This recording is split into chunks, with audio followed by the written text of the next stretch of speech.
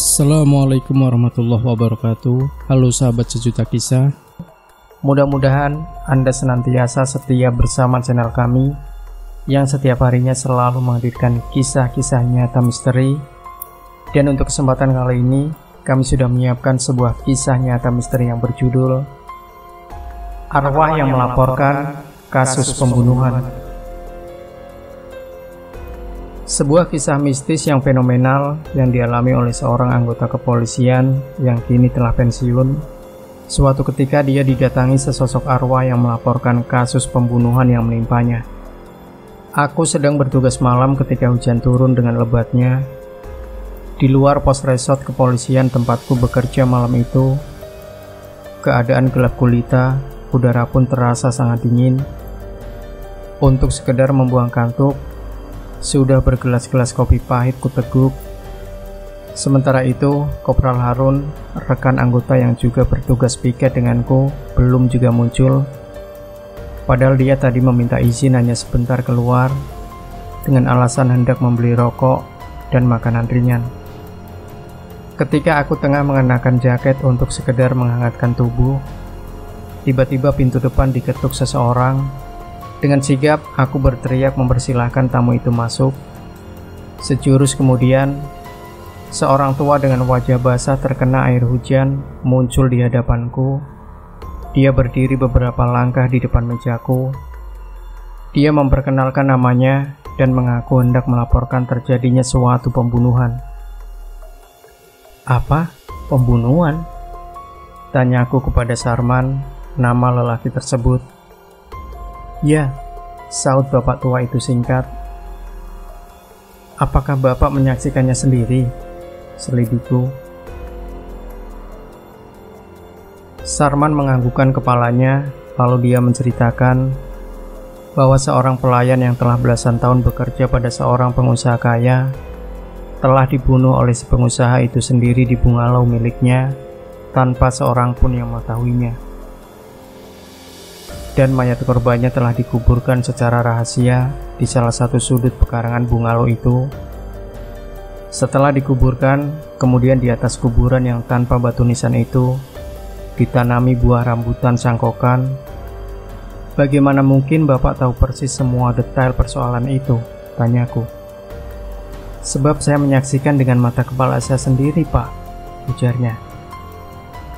Kapan? Desaku. Kira-kira 1 jam yang lalu, jelasnya.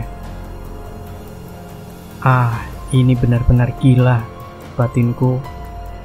Bagaimana mungkin Pak Tua ini bisa mengetahui sedemikian detail sebuah kasus pembunuhan? Atau mungkin dia hanya bicara ngawur? Baiklah Pak Sarman, ujarku kemudian. Laporan Bapak sudah saya terima dan sudah saya catat seperlunya. Kami akan melakukan penyelidikan dengan seksama. Ketika Sarman bangkit dan keluar meninggalkan mejaku, muncul Kopral Harun. Ada orang yang memberikan pengaduan rupanya. Tanya Harun ketika dilihatnya aku sedang membaca catatan. Ya, sahutku tanpa menoleh. Apakah kau tidak bertemu dengan orang itu? Di mana? Tanya Harun sambil celingukan. Dia baru saja keluar, sahutku. Harun menggeleng. Jadi kau tidak berpapasan dengannya? Tegasku.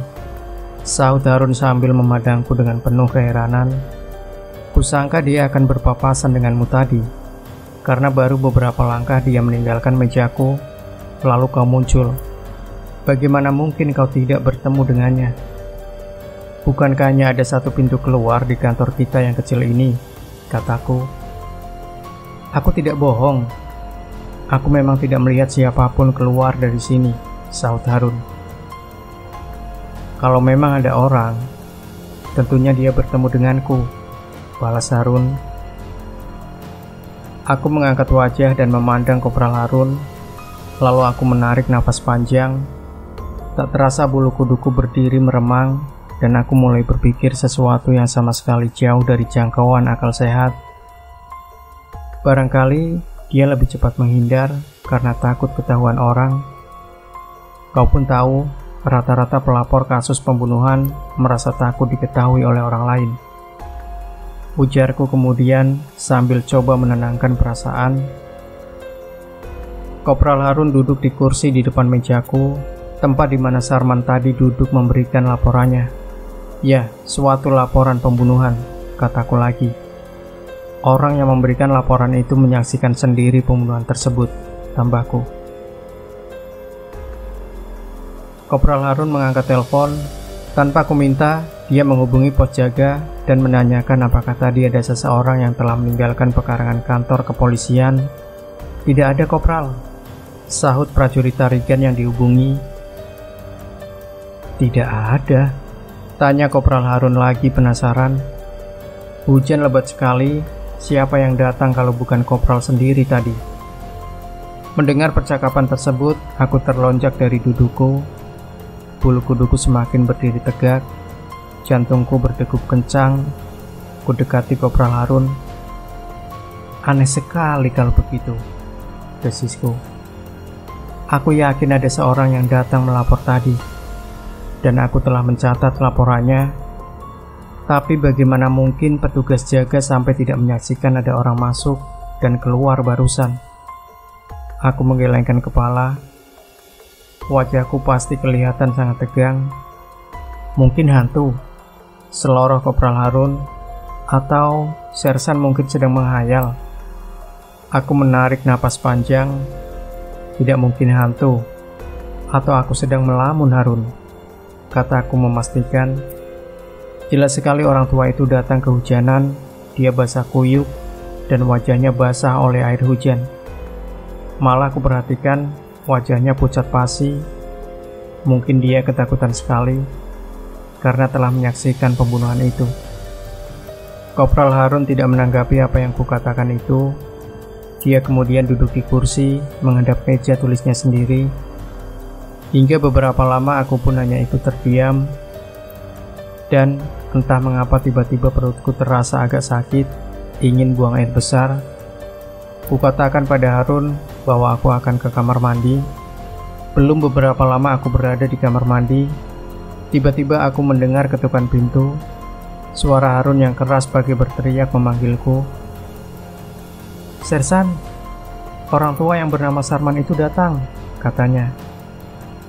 Mau apa lagi dia? Tanyaku dari dalam. Dia mendesak agar segera dilakukan pemeriksaan terhadap laporan pembunuhan yang dilaporkannya pada Sersan tadi. Jawab Harun dari luar pintu kamar mandi. Ya, terima sajalah laporannya, sahutku. Dan kemudian Kopral Harun pergi. Tak lama aku juga selesai buang hajat dan keluar dari kamar mandi. Kutemui Harun di kamar kerja kami. Aneh, wajah Harun tampak sangat pucat. Ada apa? Tanyaku. Aneh sekali, kata Harun. Ketika aku kembali sesudah melaporkan bahwa Pak Sarman datang kepada Sersan, lelaki tua itu sudah tidak ada lagi. Lantas, apa saja yang dikatakannya padamu? Tanyaku lagi. Dia mendesak agar segera dilakukan pemeriksaan. Katanya orang yang melakukan pembunuhan itu esok siang akan terbang ke Singapura. Jawab Kopral Harun. Aku terdiam, tak tahu apa yang harus diperbuat. Jadi dia datang lagi, bukan? Ujarku kemudian bagi berkata pada diri sendiri. Begitulah kenyataannya, kata Harun. Dan aku sudah mengecek pada Tarigan yang bertugas jaga di pintu gerbang kantor. Katanya, lagi-lagi tidak ada seorang pun yang masuk. Malah tidak ada seorang pun yang melintas rumah jaga yang dikawalnya. Aneh, bukan? Besar kemungkinan hantu atau arwah yang menjelma yang melaporkan kejadian pembunuhan itu. Entahlah, sahutku dengan bulu kuduk berdiri meremang. Lantas, apa tindakan kita? Besok kita laporkan pada komandan.